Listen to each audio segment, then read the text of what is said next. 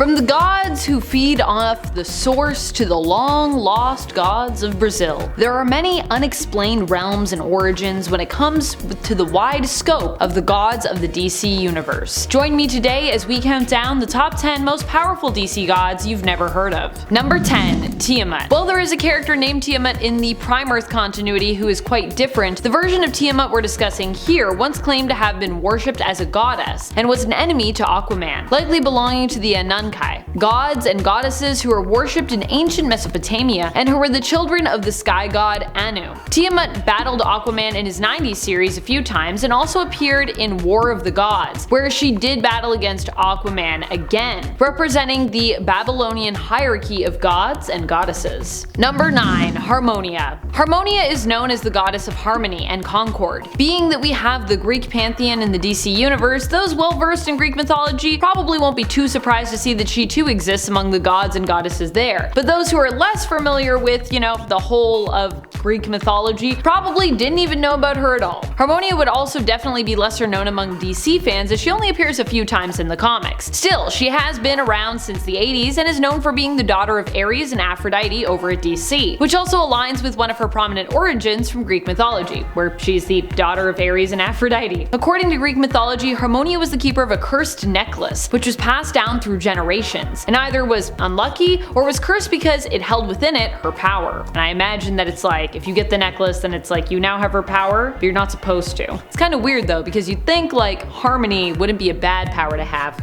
And friends, before we move on to this next spot, if you haven't already, be sure to go over on Facebook and give us a follow. It really helps us out here at the channel and we really appreciate it. Number 8. Ishtar. DC taps into a lot of different realms when it comes to the widespread realms that their gods cover. One such god or goddess, I suppose I should say, is Ishtar. Ishtar actually hails from Mesopotamia, specifically being a prominent figure in the Babylonian Empire. She exists in the New Earth continuity, and while she isn't predominantly featured in DC mainstream books, she is a character who appears in the Vertigo line of comics in The Sandman. Here we learn that Ishtar was also once the lover of destruction, one of Dream's siblings and a member of the Endless, themselves also gods who represent major ideas and concepts that rule over life and death in the earthly realm. Number 7. Ia. You may have been familiar with Quat, but did you know about Ia, his twin brother? Ia is the identical twin brother of the sun god Quat. He made his first appearance alongside his brother in Future State Superman/Wonder Woman issue number 1. While he doesn't take as active a role in that series as his brother does, I'm hoping that as Yara Flor continues to develop and grow as a character in the DC universe, that there is a good chance we could see more of the Brazilian pantheon of gods,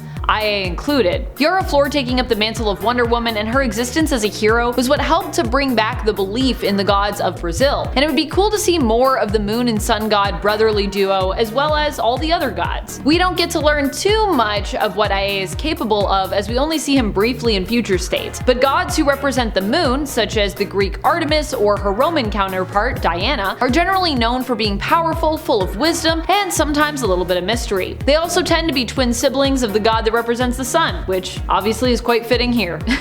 Number 6. Thor. Although Thor is more thought of as a Marvel hero, he is a Norse god and technically comes with a free IP, so of course DC has their own version of this character, and has depicted the god of thunder a few different ways across labels and series. Thor made his first appearance in DC Comics back in 1946 in Comic Cavalcade issue 17, where he actually played a somewhat antagonistic role. Odin in fact also appears here in the Wonder Woman story therein, titled The Valkyries Pray. In fact, he wants to try and make Wonder Woman into one of his Valkyries and believes that she might indeed be fit to serve him. I feel like Wonder Woman's gonna be like, nah, I'm good. I got some gods. I'm good. Number 5. Hel. Just as there is a Thor in the DC universe, there is also a Hel. In the Marvel universe, we know Hel as Hela. She is the daughter of Loki in the comics, Thor's niece, and is the banished sister of Loki and Thor in the Marvel Cinematic Universe. In the DC universe, she is also the daughter of Loki and mainly appears in Sandman Presents the Thessaliad. At least her new Earth mythological version does. There's also a villain known as Hel from Axis America, real name Helen Shepard, and a character named Hel in the Prime Earth continuity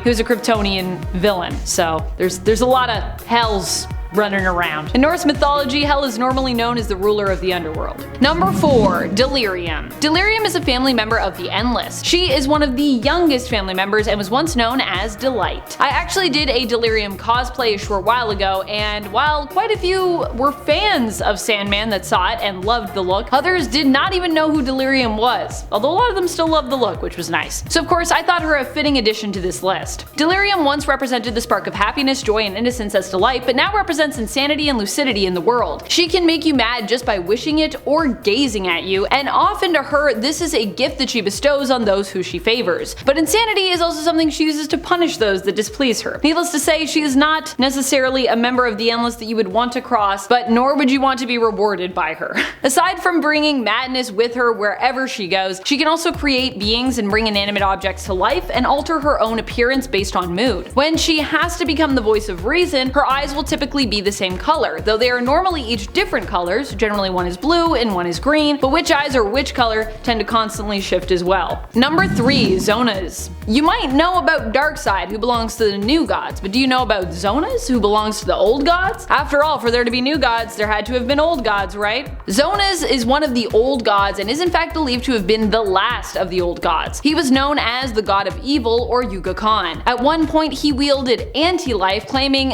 it was what allowed him to actually resurrect the old gods, and is the original one to wield Omega beams. Zonuz ended up being trapped in the Source, and even after escaping that prison and attempting to destroy all of creation, was defeated and then imprisoned there once more. Number 2. Upside Down Man. I'm not quite sure if we consider Upside Down Man a god in the DC universe, but what I do know is that he is the dark reflection of Hecate, who is quite dark herself, so that's saying something. And she is considered to be a goddess and a powerful witch, so I think we can consider Upside Down Man to be at a god level. And of course Upside Down Man is also a powerful magic user. Hecate was the first creature to be born to magic, and Upside Down Man came into existence about the same time or shortly thereafter. Fearing the horror of this magical monster, Hecate actually basically banished Upside Down Man, cutting him off from the world and the other members of the other kind, who later were let back into the world during the events of the second Justice League Dark series. His magic is particularly strong because he pulls it straight from the source, as in the source of all existence, energy, and things in the universe. Number 1. Death. While fans of the Sandman series may be very familiar and huge fans of Death, because honestly everyone loves this character, a lot of people haven't read the Sandman series yet and do not know this character, or haven't listened to it yet, or haven't seen the show yet. I mean, the show isn't out yet. Still waiting on that. I really wanted to give her our top spot because not only is she super powerful and of course a little bit more niche, but while many people know of Mistress Death from Marvel, not as many people know about DC's Death, who is also a lady, and I think that is a crying shame because honestly, Death from Vertigo and DC is just a cooler character overall. Sorry Mistress Death, I love you, but I love the Endless version of Death even more. I like DC's version more, I know. Death will likely become more loved by the mainstream when she appears in Netflix's The Sandman series, but until then, she can just be our best kept secret. Except not now for you, because she's on this list, so now you know. She is not the oldest of the Endless, but she is the second oldest. Her elder brother Destiny is the only one that's actually older than her. Who is your favorite of the lesser known gods? What other gods do you think deserve recognition for their powers that others may not know about? What is your favorite pantheon of gods when it comes to DC? Let us know in the comments below. This has been Top 10 Nerd, and I'm your host Amanda McKnight saying thank you so much for watching and reminding you as always to stay nerdy, YouTube.